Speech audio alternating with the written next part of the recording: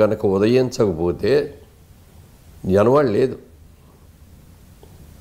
ఒక్కరోజు 4 రోజులు సెలవు పెట్టమన్నాడు సూర్యభగవాను. 4 రోజులు పెద్ద విషయం. 4 నిమిషాలే 4 నిమిషాలు గ్రహణం పట్టిందంటే పిచ్చి. సరే, అసలు చలికి తట్టుకోలేక ఆ వేడి ఉండబట్టి కదా, సూర్యభగవాను ఇచ్చే వేడి ఉండబట్టి మనం ఇలా ఉండగలుగుతున్నాం హ్యాపీగా. జీవరాశులన్నీ అదే. ఆ వేడి లేకపోతే దేవుడి మిగిలిన దేవుళ్ళందరూ కళ్ళకు కనపడినా కనపడిపోయినా సూర్యభగవాన్ రోజు కనపడతాడు. ప్రత్యక్ష నారాయణుడు అంటారు. ప్రత్యక్ష నారాయణుడు. అందుకని సూర్యభగవాన్ని కూడా నేను ఎక్కువ పూజ చేస్తాను. అంటే నా పూజలో కొన్ని ఎట్లా పెట్టుకుంటారంటే, సోమవారం వచ్చిందనుకోండి శివ పూజ చేసుకుంటారు, మంగళవారం వచ్చిందంటే ఆంజనేయ స్వామి పూజ చేసుకుంటాను, బుధవారం వచ్చిందంటే అయ్యప్ప పూజ చేస్తాను, గురువారం వచ్చిందంటే సాయిబాబా గారి పూజ చేస్తాను, శుక్రవారం వచ్చిందంటే అమ్మవారి పూజ చేస్తాను, శనివారం వచ్చిందంటే వెంకటేశ్వర స్వామిని పూజ చేస్తాను, ఆదివారం వచ్చిందంటే సూర్యభగవానుడికి చేస్తాను. మన మామూలుగా మనం రెగ్యులర్ పూజలో దీనికి కొంచెం ఇంపార్టెన్స్ ఎక్కువ.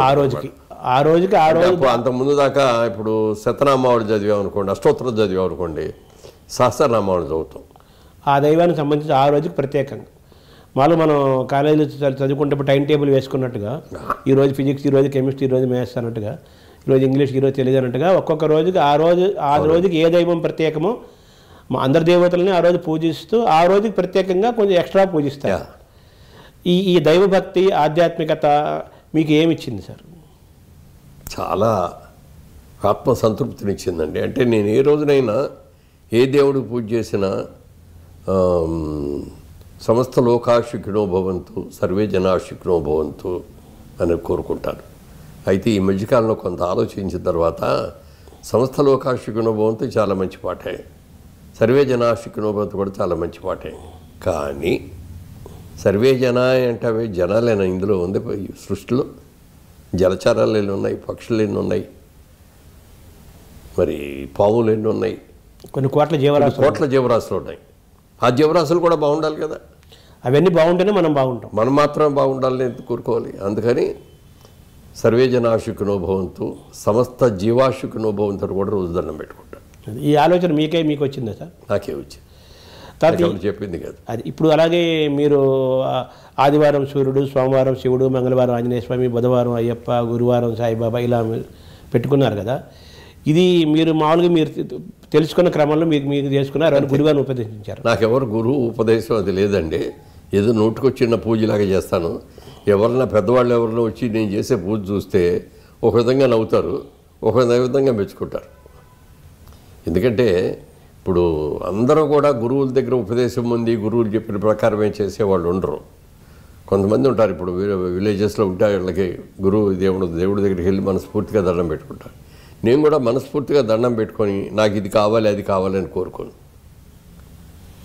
అంటే మీరు జీవితంలో చాలా సాధించారు, అన్ని చోట్ల ఆల్మోస్ట్ మీరు ఎంచుకున్న రియల్ ఎస్టేట్ కావచ్చు, సినిమా కావచ్చు, రాజకీయం కావచ్చు, ఏ రంగమైనా కానీ మీరు విజయాలు చూశారు, చాలా సక్సెస్ అయ్యారు, జీవితం కూడా ఊహించని మలుపులు చూశారు, ఒక పేరు ప్రఖ్యాతులు, ఐశ్వర్యము, సుఖము, కీర్తి అన్నీ పొందారు మీరు. దీని వెనకాల దైవ ప్రేరణ, దైవ బలం ఉందని మీరు భావిస్తారా? డెఫినెట్గానండి. దైవ బలం లేకుండా మనం ఏమీ చేయలేము. గీతలో చెప్పినట్టుగా నీ శ్రమ నువ్వు పడు, ఫలితం గురించి ఆలోచించుకో అని భగవంతుడు కర్మ సిద్ధాంతం. అలాగే నేనేది ఇప్పుడు దీపం గాది పెట్టేసి దేవుడా నువ్వే రక్షించని అనలేం కదా.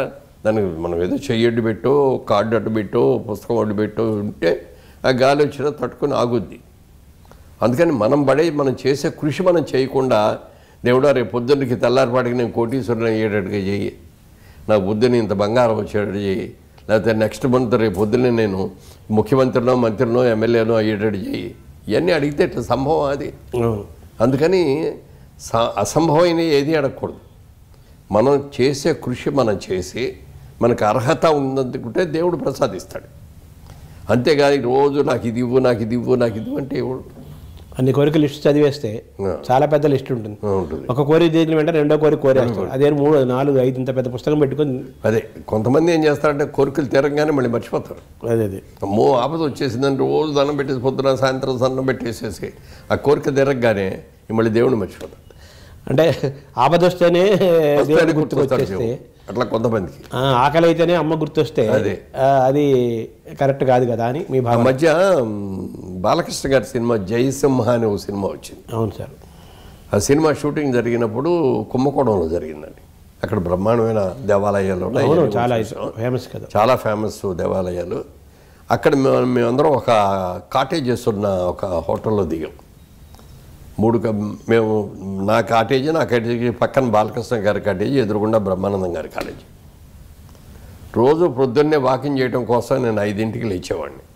లేచి వాకింగ్ చేద్దామని ఇట్లా హోటల్లో బయటకు వచ్చేటప్పటికి ఆల్రెడీ బాలకృష్ణ గారు వాకింగు తర్వాత జిమ్ము అవన్నీ కూడా పూర్తి చేసుకొని లోపలికి వెళ్తా కనపడుతూ ఉంటాను.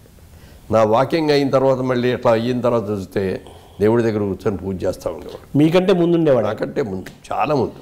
అంటే ఎన్టీ రామారావు నుంచి ప్రేరణ పొందుంటారు? అయ్యి ఉండొచ్చు. అసలు ఎంత సిస్టమేటిక్గా చేస్తారంటే, రేపు పొద్దున్న ఏదో 7 గంటలకు వెళ్తే మంచిది కాదు అని అనుకుంటే 4కో 3కో నిద్రలే చేసి అన్నీ చేసేసి ఆ 7 లోపల 6కి 6:30కో బయలుదేరి వెళ్తాడు. అంత క్రమశిక్షణ, అంత క్రమశిక్షణ. అంటే బహుశా ఎన్టీ రామారావు అదే చేసేవారు, ఆయనే ప్రేరణ. అంటే ఆయనకి ఈ తిథులు, నక్షత్రాలు, మంచులు, చెడులు, ఏ రోజు ఎటు వెళ్ళాలి, ఏ రోజు ఎటు పక్క వెళ్ళకూడదు, ఇవన్నీ కూడా తెలుసు బాగా. అవన్నీ ఆచరిస్తాడు ఆయన. అలా చేసేవారు. ఆయన చూసి నేను కూడా కొంత ప్రేరణ పొందాను. నేను కూడా సిస్టమేటిక్గానే చేస్తాను, పూజ చేయకుండా బయటకు వెళ్ళను. తెల్లవారుదాం ఢిల్లీ వెళ్ళాలన్నా కూడా 3కి నిద్రలు చేసి స్నానం చేసి పూజ చేసేసుకొని అప్పుడే బయలుదేరి వెళ్తాను.